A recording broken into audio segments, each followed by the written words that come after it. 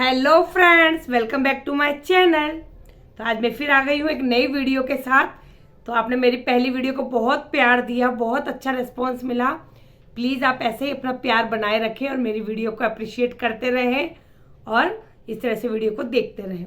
तो चलिए हम बात करते हैं आज एक नए टॉपिक पर कि मेरे से बार पूछा जा रहा था पिछली वीडियो में जब मैंने फ़ीस की बात की कि मैं कितना कमा लेती हूँ। तो आज हम इस वीडियो में बात करेंगे कि हमें फ़ीस कब और कैसे लेनी चाहिए। ठीक है, क्योंकि इतने लोगों के कमेंट आए हैं और बहुत अच्छे अच्छे कमेंट आए हैं कि मैम आप फ़ीस कैसे लेते हो, मंथ के पहले लेते हो या लास्ट में लेते हो, बीच में अगर बच्चा कुछ दिन का हॉलीडे कर लेता है या छुट्टियों पे चला जाता है तो आप उनका क्या करते हो, ठीक है, उसको मैनेज कैसे करते हो। तो आज हम इसी टॉपिक पर बात करने वाले हैं। लेकिन उससे पहले अगर आप मेरे चैनल पर नए हैं तो प्लीज़ वीडियो को लाइक करें, शेयर करें, चैनल को सब्सक्राइब करें। तो चलिए हम बात करते हैं कि मैं फ़ीस कैसे लेती हूँ और कब लेती हूँ। ठीक है, क्योंकि है ना, मैं बहुत सारी परेशानियों का सामना कर चुकी थी। मैं थक चुकी थी बच्चों को बोल बोल कर, पेरेंट्स को बोल बोल कर। बच्चों को मैं कम बोलती हूँ, पेरेंट्स को ही ज़्यादा बोलती हूँ। पर जब अति हो जाती है तो मुझे बच्चों को भी बोलना पड़ता है कि प्लीज़ आप पेरेंट्स को बोलिए कि अपनी फ़ीस दो। ठीक है, स्टार्टिंग में जब मैंने स्टार्ट किया था तो मैं फ़ीस लास्ट में लेती थी। जब मंथ कंप्लीट हो जाता था तो मैं फ़ीस लास्ट में लेती थी। लेकिन पेरेंट्स क्या करते हैं कि मंथ कंप्लीट हो गया उसके भी 10-15 दिन बाद फीस देते हैं। ठीक है, तो आपको तो 1.5 महीना कंप्लीट हो गया इससे, ऐसे तो ठीक है। और अगर उसमें बच्चे ने बीच में छोड़ दिया बाय चांस, है ना, तो बहुत परेशानी हो जाती है, बहुत ज़्यादा नुकसान हो जाता है आपका, क्योंकि आपने तो पूरा मंथ मेहनत करी है, पूरा अपना एफर्ट डाला है, हर तरीके से आप बच्चे को अच्छा करने का, बेस्ट करने का आपने कोशिश की है। और जब आपको फीस टाइम से नहीं मिल रही है तो आपका भी मोरल डाउन हो जाता है। ठीक है, सारा मोटिवेशन ही खत्म हो जाता है कि अरे क्या मतलब, इतनी मेहनत करी और फीस नहीं है। क्योंकि वो जो 500-600 रुपये 700 रुपये फीस आनी थी वो हमारे बहुत काम के थे, क्योंकि हमारी मेहनत की कमाई थी। ठीक है, तो हम उसे कैसे जाने थे। तो ऐसा नुकसान मैं बहुत बार उठा चुकी थी, बहुत ज़्यादा मैंने मुश्किलों का सामना किया था। तो अब मैंने क्या किया है, कुछ सालों से मैंने फीस एडवांस लेनी स्टार्ट कर दी है। ठीक है, एडवांस का मतलब ये नहीं है कि जैसे ही आज बच्चा आया तो मैं उनसे फीस ले लेती हूँ कि लो फीस दो पहले, ना, ऐसे नहीं। 1 वीक का टाइम देती हूँ कि आप पहले देख लीजिए आपके बच्चे को अच्छा लगता है या नहीं लगता है। 3-4 डेज देख लीजिए, अगर आपको अच्छा लग रहा है, बच्चे को समझ में आ रहा है तो मैं फीस एडवांस में लेती हूँ। ठीक है, 2 दिन में ही बच्चे को डेमो भी समझ में आ जाता है, लेकिन फीस 1 वीक बाद ही आती है।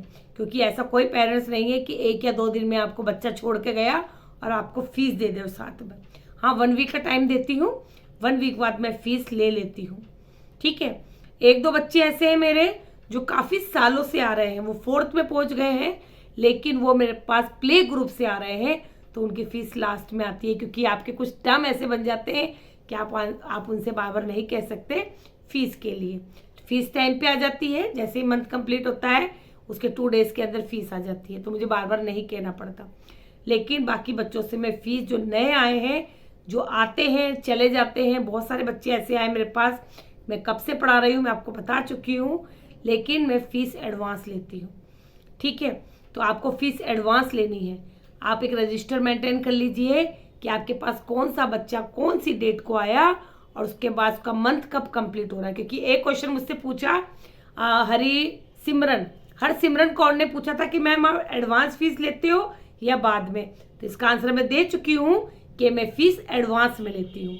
एक मुझसे स्नेहा विनोदकर, इन्होंने भी पूछा था यही मुझसे कि मैम फ़ीस पहले लेते हो या बाद में, तो मैं फ़ीस पहले ले लेती हूँ। लेकिन उन्होंने ये भी पूछा कि मैम अगर आप बीच में बच्चा ने हॉलीडे कर लिया है तो आप उसकी फ़ीस काटते हो, तो नहीं, मैं फ़ीस नहीं काटती हूँ।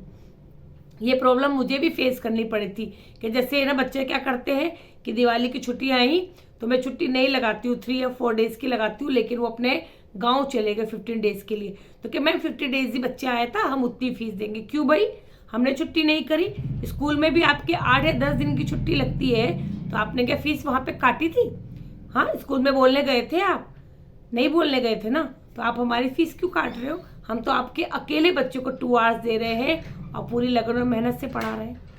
ठीक है, तो मैं फ़ीस वहाँ पे कट नहीं करती हूँ। अभी इस साल भी मुझे प्रॉब्लम आई कि एक बच्चे ने बीच में गैप कर लिया तो मैम 50 डेज की फीस देंगे। मैंने कहा ठीक है, आप 15 डेज की दीजिए, लेकिन नेक्स्ट मंथ से मैं नहीं पढ़ाऊंगी।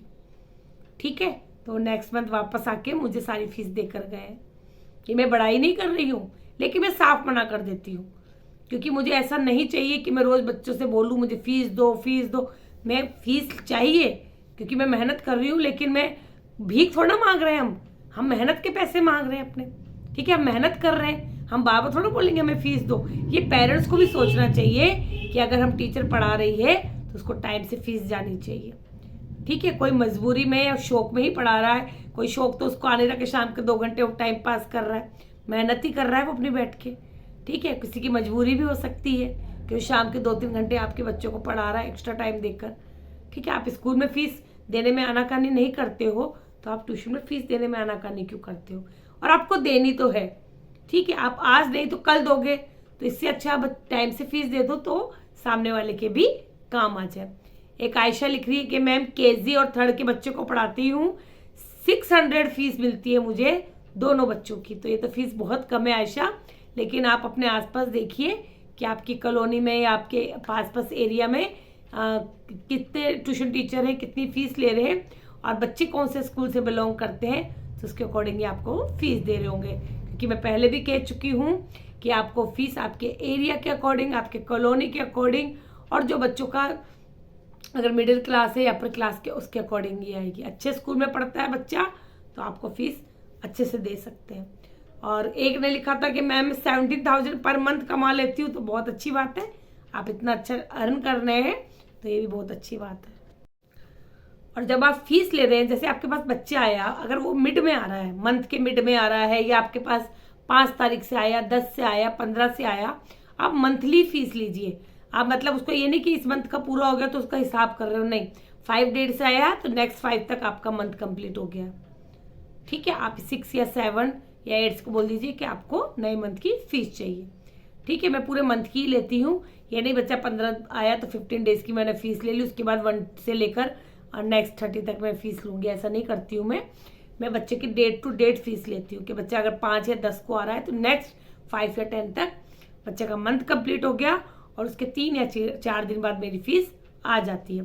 तो अभी मुझे कोई प्रॉब्लम नहीं आ रही है, इस साल मुझे कोई प्रॉब्लम नहीं आ रही, क्योंकि मेरे पास फीस टाइम टू टाइम आ रही है। ठीक है, और जब फीस आपके पास टाइम टू टाइम आती है तो आपको भी मोटिवेशन मिलता है कि आप और अच्छा करना चाहते हैं, कि आपको अपना जो आप इतना एफर्ट डाल रहे हैं, इतनी मेहनत कर रहे हैं, उसका फल आपको मिलता है। तो अपनी जो मेहनत की कमाई होती है वो बहुत अच्छी लगती है। तो आपको दोनों क्वेश्चन का आंसर मिल गया होगा कि मैं फीस कब लेती हूँ, कैसे लेती हूँ, है ना, और किस तरह से मैं बच्चों को मैनेज करती हूँ। तो वीडियो अच्छी लगे तो प्लीज़ वीडियो को लाइक कर देना, और कमेंट लिखना मत भूलना कि आपको और किन सवालों का जवाब चाहिए। मिलते हैं नेक्स्ट वीडियो में।